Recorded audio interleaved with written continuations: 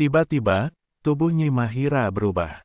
Kain putihnya jatuh, dan kakinya berubah menjadi ekor ular raksasa berkilauan. Arya mundur ketakutan, tetapi tidak bisa berbuat apa-apa. Inilah aku yang sebenarnya, bisik Nyi Mahira. Arya mencoba melarikan diri, tetapi seolah-olah tanah di bawahnya menolak untuk membantunya. Ekor ular besar Nyi Mahira melingkar di sekelilingnya. Sebelum lanjut jangan lupa klik subscribe, like dan komen serta bunyikan lonceng agar tidak ketinggalan cerita menarik lainnya. Di tepi sungai Mahakam yang megah, berdiri sebuah desa kecil bernama Desa Sambang.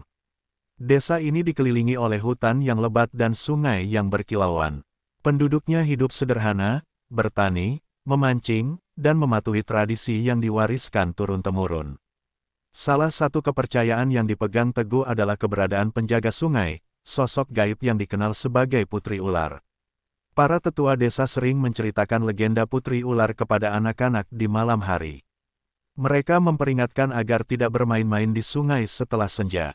Putri Ular, konon, adalah penjaga sungai yang akan menghukum siapapun yang melanggar batas atau tidak menghormati keberadaan alam.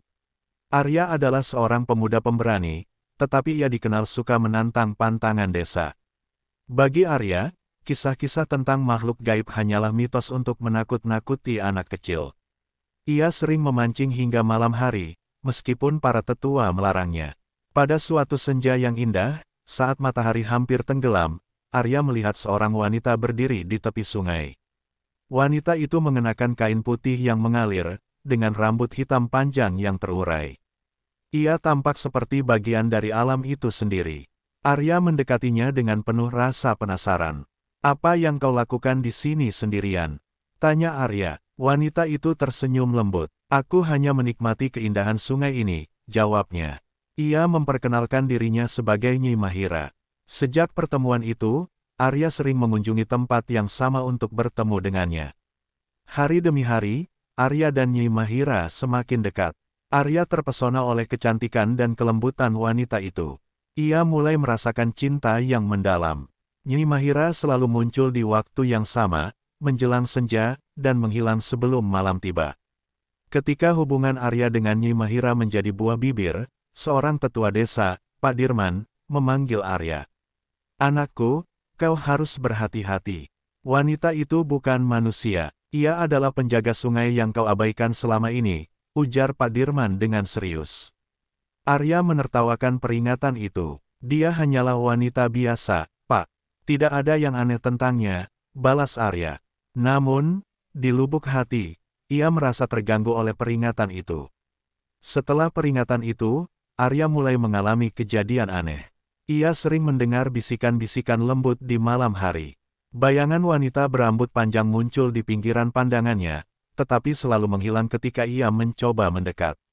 Pada suatu malam yang hujan deras, Arya memutuskan untuk menemui Nyi Mahira meskipun suasana sungai terasa mencekam.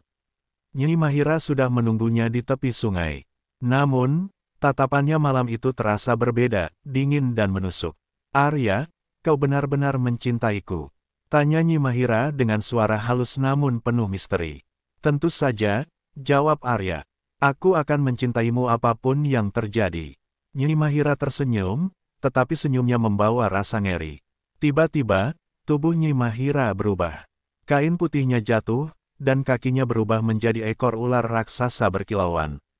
Arya mundur ketakutan, tetapi tidak bisa berbuat apa-apa. "Inilah aku yang sebenarnya," bisik Nyi Mahira. Arya mencoba melarikan diri, tetapi seolah-olah tanah di bawahnya menolak untuk membantunya. Ekor ular besar Nyi Mahira melingkar di sekelilingnya. "Aku telah memperingatkanmu, tetapi kau tetap mendekati sungai ini," kata Nyi Mahira. Keesokan paginya, penduduk desa menemukan Arya tergeletak di tepi sungai. Tubuhnya kaku, dengan ekspresi ketakutan yang tak terlukiskan. Tidak ada luka fisik, tetapi ia tampak seperti kehilangan jiwa. Berita tentang kematian Arya menyebar dengan cepat. Warga desa menjadi semakin takut mendekati sungai, terutama saat senja. Mereka percaya bahwa Arya adalah korban terbaru dari Putri Ular. Beberapa warga mengaku melihat bayangan seorang wanita berambut panjang berjalan di tepi sungai saat senja. Suara desisan ular sering terdengar, meskipun tidak ada ular yang terlihat. Para tetua desa memutuskan untuk mengadakan ritual penghormatan di tepi sungai. Mereka membakar dupa dan mempersembahkan sesaji, berharap dapat meredakan amarah putri ular. Namun, setelah ritual itu, keanehan semakin menjadi-jadi. Air sungai berubah keruh tanpa alasan, dan ikan-ikan mati mengapung di permukaan.